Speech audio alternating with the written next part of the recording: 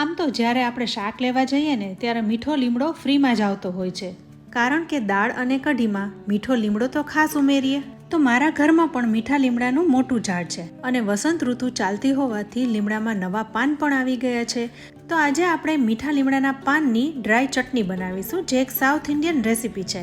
આ ડ્રાય ચટણી એટલી બધી ટેસ્ટી છે ને કે તમે ઢોસા, ઇડલી, ઇવન ભાત સાથે પણ ખાઈ શકો છો અને બીજી કોઈ ચટણીની જરૂર પણ નથી પડતી.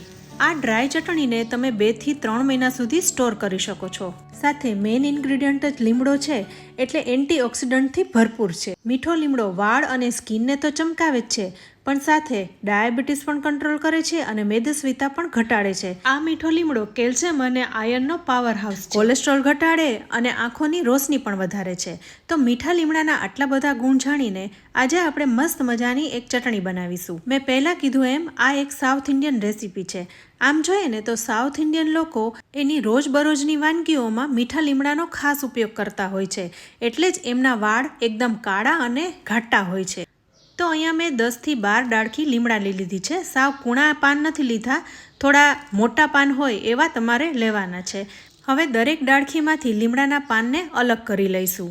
હવે લીમડાના પાનનું માપ કહું તો મેઝરિંગ કપ પ્રમાણે 1 કપ જેવા પાન લીધા છે. હવે લીમડાથી અડધું એટલે કે અડધો કપ જેવું ટોપરું લેવાનું છે. આ ડેસિકેટેડ કોકોનટ છે, જે તમને કોઈ પણ કરિયાણાની દુકાને આસાનીથી મળી જશે. અહીં ધ્યાન એ રાખવાનું કે ખોરું ના હોય. અડધો કપ જેવા શિંગદાણા લીધા છે. સાથે 5 કપ દાળિયાની દાળ લીધી છે. દાળિયાની દાળ ન હોય તો ચણાની દાળનો પણ ઉપયોગ કરી શકાય. સાથે 1 ચમચી જેવી અડદની દાળ લેવાની છે. અહીં મારી પાસે આખા અડદ હતા તો એ મેં લઈ લીધા છે. હવે 1 ચમચી જેવું જીરું લેવાનું છે. હવે લસણ લીધું છે. જો તમે લસણ નથી ખાતા તો સ્કીપ કરી શકાય. મેં અહીં મોટી કળી છે એટલે 4 નંગ જેવી લીધી છે, પણ જો નાની હોય તો 8 નંગ જેવી લઈ શકાય. હવે આમલી પણ લઈશું, તો 1 લીંબુ જેટલી આમલી લેવાની છે. સાથે તીખાશમાં લાલ મરચાંનો ઉપયોગ કરીશું.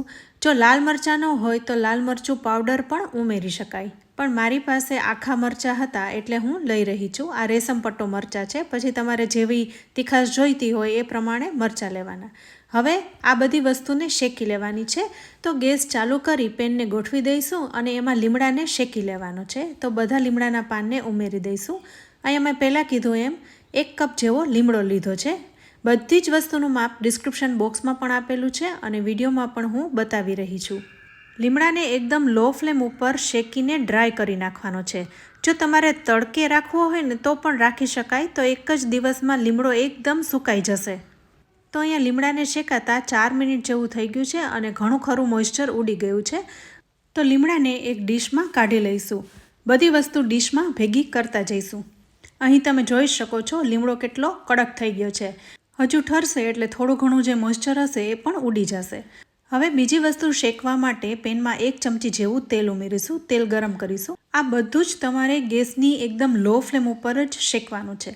હવે અડદની દાળને પણ ઉમેરી દઈશું અને જ્યાં સુધી ગુલાબી થાય ત્યાં સુધી શેકી લઈશું. તો 1.5 કે 2 મિનિટ જેવો ટાઈમ લાગશે. અહીંયા થોડીક અડદની દાળ ઉમેરવાથી ચટણીમાં એકદમ સરસ સ્વાદ આવે છે. હવે અડદની દાળ થોડી ગુલાબી થઈ જાય એટલે દાળિયાની દાળ અને શિંગદાણાને પણ સાથે ઉમેરી દઈશું. એને પણ શેકી લેવાના છે. શિંગદાણામાં પણ પોતાનું તેલ રહેલું હોય છે, એટલે શેકાતા જરાય વાર નહીં લાગે. તો થોડા ઘણા ગુલાબી રંગના થઈ જાય અને ઉપરના ફોતરા અલગ થવા લાગે ત્યાં સુધી શેકવાના છે. તો આ બધું શેકાતા 1.5 મિનિટ જેવો ટાઈમ થઈ ગયો છે અને સુગંધ પણ સરસ આવવા લાગી છે. તો હવે ડીશમાં કાઢી લઈએ. અહીં તમે જોઈ શકો છો લીમડો પણ ઠરી ગયો છે એટલે એકદમ કડક દેખાઈ રહ્યો છે. તો લીમડાની બાજુમાં જ શિંગદાણા, દાળિયા અને અડદની દાળને કાઢી લઈએ અને પેનમાં જેટલું તેલ દેખાઈ રહ્યું છે એમાં થોડું એવું તેલ ઉમેરીને બાકીની વસ્તુને શેકી લેવાની છે. તો પેનમાં અડધી ચમચી જેવું તેલ ઉમેર્યું છે. એમાં જીરાને ઉમેરી દેવાનું છે. જીરું સતળાવા લાગ્યું છે. ગેસની ફ્લેમ લો જ છે. જીરું એકદમ સતળાઈને કાળું ન થઈ જાય એ ધ્યાન રાખવાનું છે, એટલે સાથે જ લસણને પણ ઉમેરી દઈશું. અહીંયા મેં 4 થી 5 કળી લસણની લીધી હતી, એને સુધારી લીધી છે. લસણની કળી મોટી હતી, પણ જો નાની હોય તો 8 થી 10 લસણની કળીનો ઉપયોગ કરવાનો. હવે બધું જ શેકી લેવાનું છે. ત્યારબાદ સાથે લાલ મરચાં પણ ઉમેરી દઈશું. અત્યારે મરચાંની સિઝન છે એટલે તમને આખા મરચાં બજારમાં ખૂબ જ સરસ મળી જશે. આ મરચાં સૂકા જ છે, છતાં પણ એને થોડી વાર શેકી લઈએ એટલે એમાં રહેલું મોઇસ્ચર ઉડી જાય અને ભૂકો સરસ થાય. તો ફરી 2 મિનિટમાં બધું જ શેકાઈ ગયું છે, તો ડીશમાં કાઢી લઈએ. આ બધી વસ્તુ વધારે શેકાઈને કાળી ન થઈ જાય એનું ખાસ ધ્યાન રાખવાનું છે, એટલે બધું જ લો ફ્લેમ ઉપર શેકવાનું. હવે ફરી ગેસ ઉપર પેનને ગોઠવી દીધું છે અને છેલ્લું ટોપરું શેકવાનું બાકી છે, તો એને પેનમાં ઉમેરી દઈશું. ટોપરું તરત શેકાઈ જતું હોય છે કારણ કે એમાં પણ તેલનો ભાગ રહેલો હોય છે. હવે અહીં ટોપરું છે એ શેકાઈ ગયું છે, તો એને પણ ડીશમાં કાઢી લઈએ. બધું હજી થોડું ઘણું ગરમ છે, તો એને પ્રોપરલી ઠરવા દઈશું. લીમડો પહેલાં શેક્યો હતો એટલે એકદમ ઠરી ગયો છે. હાથમાં લઈએ ને તો તરત જ ભૂકો થઈ જાય છે. જુઓ, હવે 10 મિનિટ માટે આ બધી વસ્તુને ઠરવા દઈશું. ત્યારબાદ એક મિક્સર જારમાં આ બધી વસ્તુને લઈ લઈશું. આ બધું પીસતી વખતે ધ્યાન રાખવાનું છે, સાવ પાવડર નથી કરી નાખવાનો. હવે બધું મિક્સર જારમાં લઈ લીધું છે અને છેલ્લી બાકી રહેલી આમલી છે એને પણ સાથે ઉમેરી દઈશું. આમલી છે એ આ બધી વસ્તુ સાથે સરસ પીસાઈ જશે. હવે મિક્સરનું ઢાંકણ બંધ કરી દેવાનું છે અને પલ્સ મોડ ઉપર ચાલુ બંધ કરતા જઈને દરદરું પીસી લેવાનું છે. સાવ પીસીને પાવડર ન થઈ જાય એનું ખાસ ધ્યાન રાખવાનું છે. તો જુઓ, અહીં તમે ચટણીનું ટેક્સચર જોઈ શકો છો. એકદમ પીસીને પાવડર નથી બની ગયો, પણ દરદરી રહી છે. બસ આવી જ ચટણીનું ટેક્સચર રહેવું જોઈએ, તો સ્વાદમાં પણ એકદમ સરસ લાગશે અને કોઈ પણ વાનગી ઉપર છાંટીને ખાશો ને તો એકદમ ટેસ્ટી લાગશે. તો અહીં તમે જોઈ શકો છો એકદમ સરસ રીતના પીસાઈ ગયું છે. હવે તમને એક ડીશમાં કાઢીને દેખાડું. તો અહીંયા તમે જોઈ શકો છો એકદમ દાણેદાર રવા જેવું, રવા કરતાં થોડું વધારે મોટું ટેક્સચર રાખ્યું છે. સાથે ચટણી પીસાતા સુગંધ પણ એકદમ સરસ આવી રહી છે. મીઠો લીમડો આમેય સુગંધી હોય છે, એટલે ચટણી પણ એકદમ સુગંધિત થઈ છે. હવે ચટણીમાં થોડું સ્વાદ પ્રમાણે મીઠું ઉમેરીશું. વધારે નહીં ઉમેરીએ, પણ થોડું જ ઉમેરીશું, કારણ કે આ ચટણી લાંબો સમય સુધી રાખવાની છે, એટલે ભેજ લાગે તો બગડે નહીં. હવે મને અહીં થોડો કલર ઓછો લાગી રહ્યો છે, એટલે ફરી 1 ચમચી જેવું લાલ મરચું પણ ઉમેરીશ. હવે બધું જ સારી રીતના મિક્સ કરી લેવાનું છે. આ ચટણી લાંબા સમય સુધી ખરાબ નથી થતી. તમે એરટાઇટ જારમાં ભરી લો ને તો રૂમ ટેમ્પરેચર પર 3 થી 4 મહિના સુધી સારી રહે છે અને ફ્રીઝમાં રાખો તો મહિનાઓ સુધી બગડતી નથી.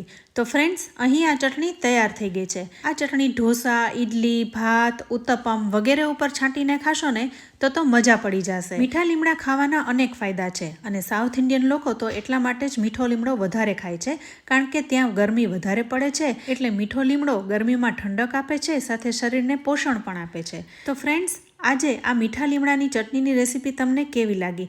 તમે પણ બનાવજો અને તમારો ફીડબેક અમને કમેન્ટ બોક્સમાં જરૂરથી આપજો. રેસીપી સારી લાગે ને તો વિડીયોને લાઇક અને શેર કરજો. સાથે અમારી ચેનલ કિચન સિરીઝને સબસ્ક્રાઈબ કરી લેજો અને અમારા ફેસબુક પેજ અને ઇન્સ્ટાગ્રામ પેજને લાઇક કરી ફોલો કરી લેજો. તો ફરી મળીશું આવી એક ઉપયોગી રેસીપી સાથે. ત્યાં સુધી આવજો.